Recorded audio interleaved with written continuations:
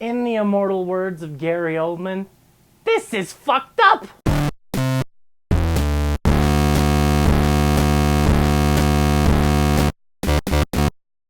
Hey, what's up everybody?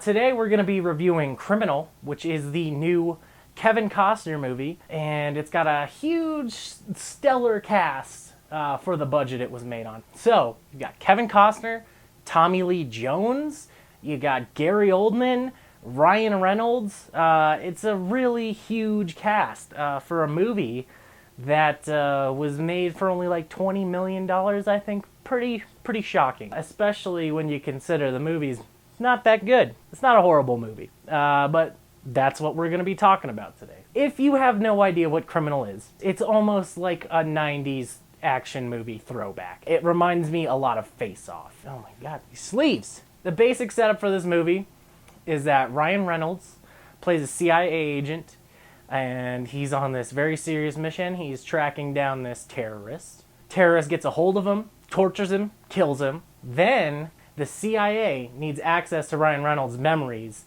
to figure out where the location of this high-value target is, and only he knows where this target is. Kind of fucking dead. They need to do something to get this information out of him. So what do? They go to this scientist, Tommy Lee Jones' character, and they say, hey, we know that you've been doing this kind of weird experiment with monkeys and stuff, and that you'd like to do some human trials. We think we have the perfect opportunity for you to do these. So we'd like you to help us out. And Tommy Lee Jones goes, oh, I have the perfect candidate for human trials. Let's go pull this fucking crazy psychopathic murderer out of prison because the frontal lobes of his brain are all fucked up. So bring in Kevin Costner, who is the titular criminal. They take him from the prison, and he's all grumpy about it. He's like, oh, you motherfuckers are taking me out of prison. Oh, fuck care. Finally getting the fuck out of here, whatever. They set him down in this really like high-tech lab in London. They like try to drug him and put him under so that they can drill a hole in his brain and insert Ryan Reynolds' memories through like electric shock or something. The science is definitely fucking goofy. He gets the memories. It doesn't seem like it works. Gary Oldman is like a CIA guy immediately after Kevin Costner's character gets out of surgery. Gary Oldman literally like fucking grabs him by the shirt collar and goes, where is he? Where the fuck is this guy? We need to know right now. Kevin Costner's like, I don't know what the fuck you're talking about. You're the CIA agent. You need to remember. And he's like, I don't fucking remember anything. Tommy Lee Jones is in the room too. He's like, you need to calm down. He just had major brain surgery. No, you motherfucker. Tell me where he is. And then after like 2 minutes of yelling at the guy and not getting any answers, he goes, this didn't fucking work. Let him go. I'm sorry. It's just, you'd think that they would know that it takes a minute. It would take a while for him to recover from the surgery and for the fucking memories to be, not as hazy, or at least, to actually pop into his brain. But Gary Oldman just goes, no, fuck that.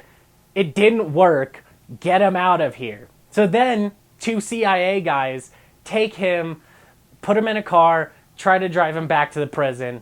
Kevin Costner finds out some way to escape. He like bends a piece of metal, and then he's able to like hook it through this, like the wire mesh, and then just stabs the fucking driver right in his neck and kills him, and then flips the car over and escapes. That's the starting premise of the movie. Over the course of the film, he starts to gain the memories back, and then he finds out that there's this big bag of money somewhere. So his main goal is to get to the money, get the fuck out of Dodge. That's it. He wants to live his life as a free man without anybody telling him what to do, and he thinks his money is going to save him.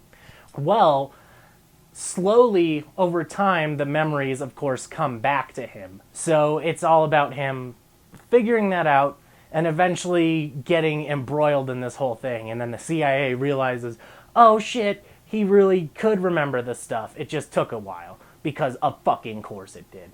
As stupid as the premise is, it's pretty awesome. I love this type of shit. Like, it's just cheesy, obnoxious, like 90s style stuff that you don't really see anymore. again, like Face Off, that movie is just, it's fucking ridiculous. This movie probably would have been better if they had gotten Nicolas Cage to be the criminal, but obviously they decided that Kevin Costner would be a better choice. Why? I don't fucking know.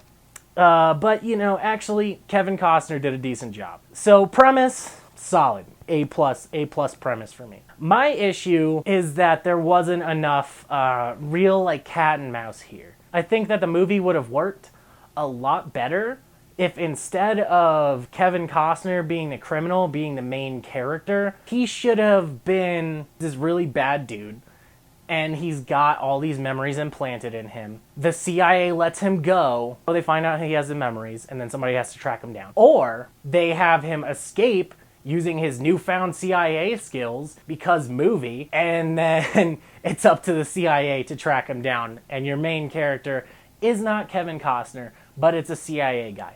Would have worked a hell of a lot better. Simply because whoever wrote this fucking movie, they wanted to go all out with the criminal premise, and that immediately fucking breaks your connection with Kevin Costner's character. This dude is brutal. The first thing you see is him kill an innocent fucking dude, or some guy that we assume is innocent. It's just some random dude doing his job. Flips the car over. There's 2 CIA agents.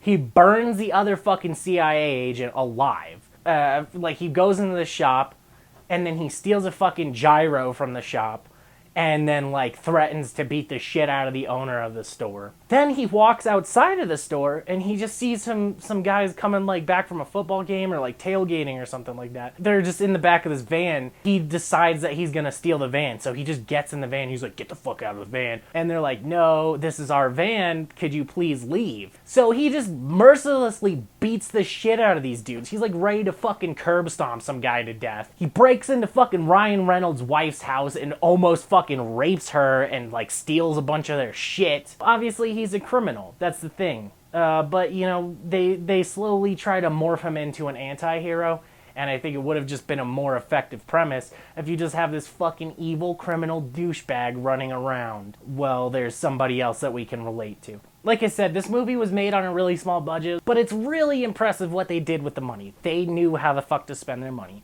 Like I said, they got a really impressive cast, even if the script isn't that great. They had some really gorgeous cinematography, a lot of nice crane shots, a lot of really nice aerial shots. They shot in London. It looks beautiful. It's like, I've seen a few different films, like action films set in London, but none of them ever quite hit the mark. And in that regard, it made like London look so amazing. The action set pieces, though they were few and far between, they're really fucking cool. Special effects are on point. Opening scene with Ryan Reynolds is really tense and interesting, and like it's got this really clever form of torture. There's a scene on a moving bridge that's really fucking badass. You gotta check that out. If you budget like they budgeted in this movie, you can make a really technically solid, awesome looking movie for almost not even a quarter of the budget of something like fucking Avengers. Some more negatives. Gary Oldman. Man, what the fuck? I love Gary Oldman. I think he's a great actor. Usually plays a really solid villain. Usually plays a really solid protagonist. But in this fucking movie, man, he's just the worst fucking asshole ever. And then it's Gary Oldman basically doing the exact same thing he did in The Dark Knight. He's basically Jim Gordon as an asshole. That's who he is. I expected more from him. I expected a hell of a lot more from fucking Gary Oldman. Tommy Lee Jones barely has anything to do, so that kind of sucks. The worst part about this movie, though, is that it feels like 2 movies smashed together. You've got one that's like this really taut, sleek, like CIA thriller movie, and then you got this other side that's just about this fucking criminal trying to escape the law, and then you try to mash the 2 together and the worlds just don't completely mix.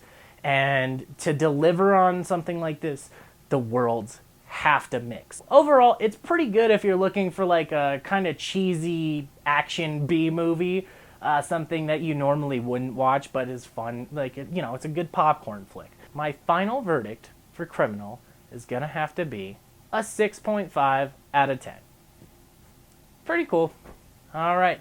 Thank y'all for tuning in. I'll catch you around. Hey y'all, this is Danny Glover. I'm telling you, if you liked the video, hit the like button. And if you really liked it, hit the subscribe button. My man Kyle's also got 2 other videos here for you to check out if you like this one. And maybe you'll be seeing me around real soon.